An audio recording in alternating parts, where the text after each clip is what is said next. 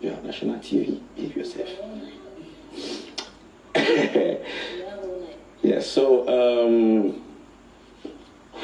this is hard. I think I need the entire wrap of tissue. So she's the only person I can actually like call to be like, oh, so see how XYZ is going. She's the only person I can really talk to and not feel some type of way, you know. People are very judgmental when they see you. So they like to put you in a... I will not even lie, my mom has really been there through it all. I think because of the fact that I'm an entrepreneur, I think I've started between 7 to like 9 different companies in my short life, you know, because I always want to start something. So I start something, it doesn't work out, you push it, it stops, but of course you keep moving, so you start something else. But there's one thing that, you know, through everything that I go through, my mom is always there. So I have this stupid idea, maybe I want to open an art gallery. It's a very dumb idea. Everybody's like, this idea doesn't make sense. But I tell my mom, mom's like, okay, if your heart goes with it, you should do it. So even though I've failed a lot, it's always still there, you know. I remember quitting my first job sometime in 20.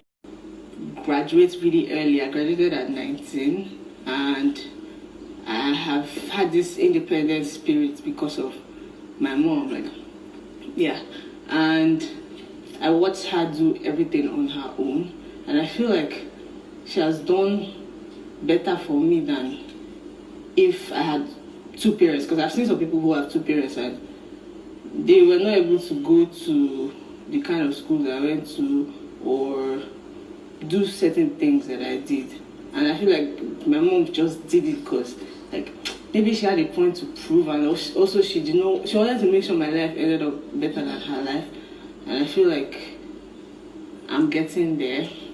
Sometimes I feel like time is running out because I'm getting older. Like, as I turned 26 this year, I was very upset that, I'm getting older. I haven't done anything for her yet. Obviously, I give my mom money, but I've not really done anything tangible. I graduate really early. I graduated at 19, and I have had this independent spirit because of my mom, like, yeah. And I watched her do everything on her own, and I feel like she has done better for me than if I had 2 parents, because I've seen some people who have 2 parents and they were not able to go to the kind of school that I went to or do certain things that I did. And I feel like my mom just did it because, like, maybe she had a point to prove, and also she wanted to make sure my life ended up better than her life. And I feel like I'm getting there. Sometimes I feel like time is running out because I'm getting older. Like, as I turned 26 this year, I was very upset that, I'm getting older. I haven't done anything for her yet. Obviously, I give my mom money, but I've not really done anything tangible. This represents me. Whenever I see my mom coming, I'm always happy. I don't know why then, but I'm just happy to see my mom. There's one thing about my mom. She's very hardworking. She's loving. She's also a prayer warrior. She prays a lot. Before I move to the next stage of my life, at every point in time, she's always there. Before I gained admission, she was with me. Before I got a scholarship, she was with me. Before I went for my NYC, she was with me. Before I came to this house, she was with me. And all through this time, she always prayed. She'd be praying for me. She'd be like, my son, don't worry.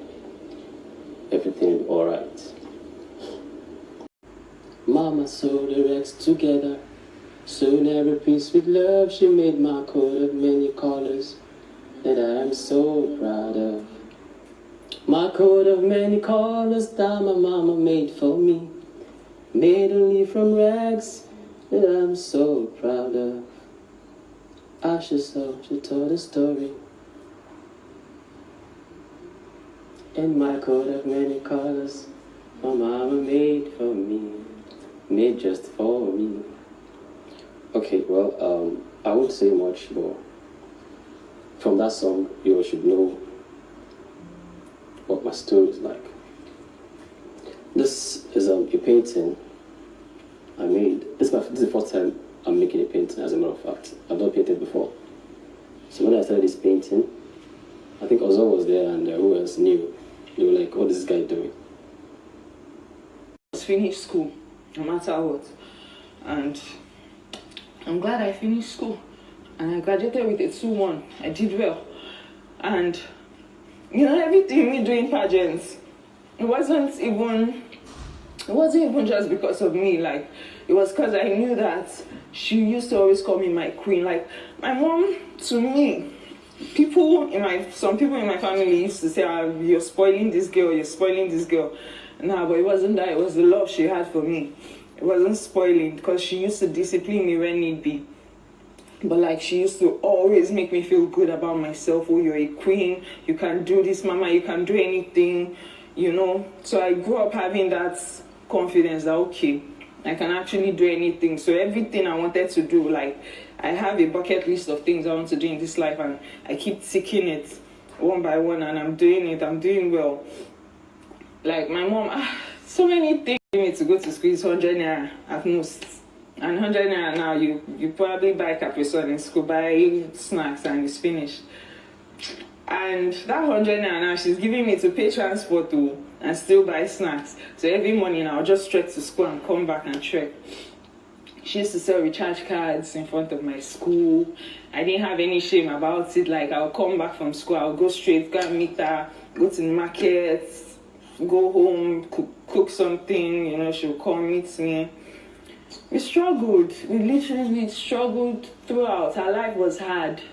It was good at the beginning, because I wouldn't say it was hard from the beginning. When my dad was there, it was really easy and everything. But when I got to like 6 years, my dad traveled and, things got really hard.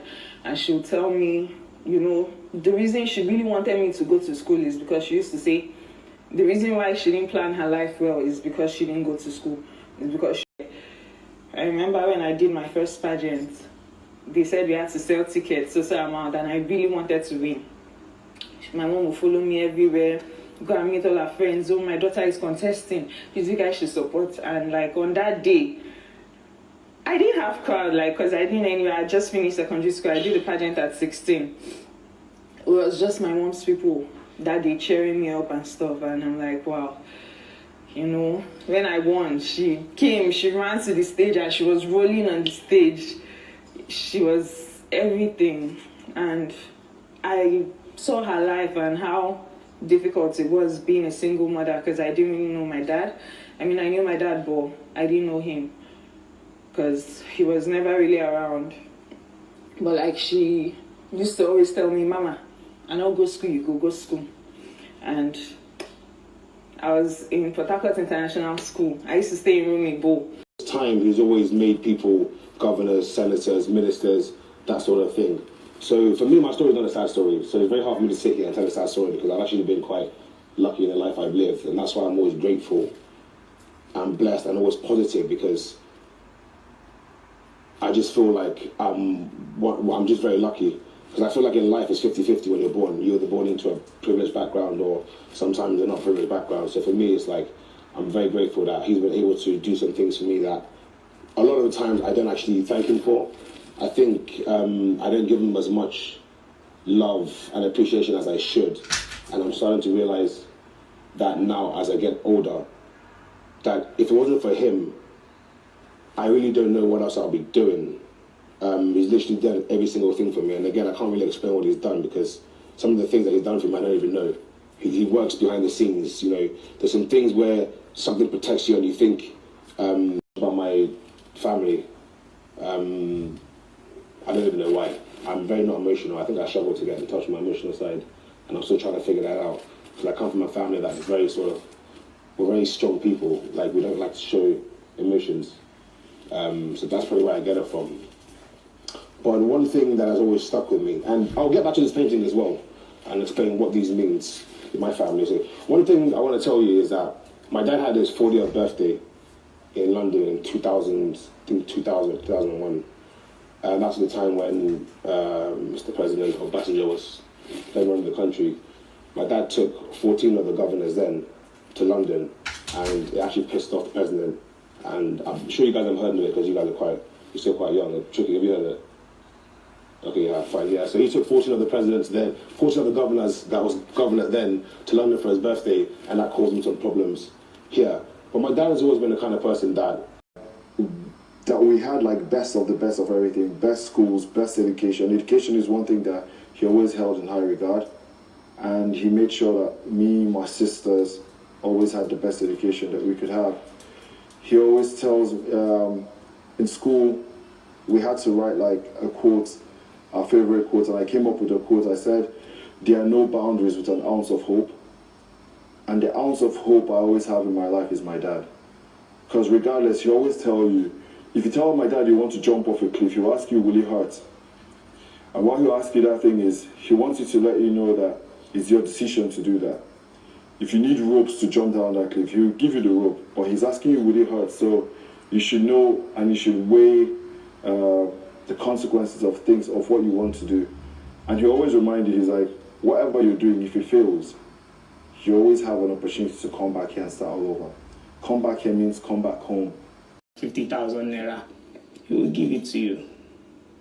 And he's just going to take everything in by himself and just carry burdens of other people, even his family members, people he doesn't even know. My dad will always do that, will always try and make people feel comfortable. So it got to a point where this thing I'm about to say, I feel like I've never really told many people that much. And I feel like at the point where he was sick, because he's late, at the point where he was sick, knowing that he had to take care of people and he could not bring his own issue and use it to stop the flow of how he's supposed to keep taking care of people. So he decided, I feel like he decided not to talk or let anybody know that he was sick till it got very late, like 2 months before he died, before we found out that he was actually sick, before he spoke about it.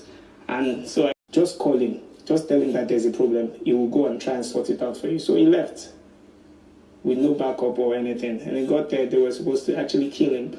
So they tried using a cutlass to cut him, his head, to behead him. But then he put his hand there. His right hand. So he got chopped off.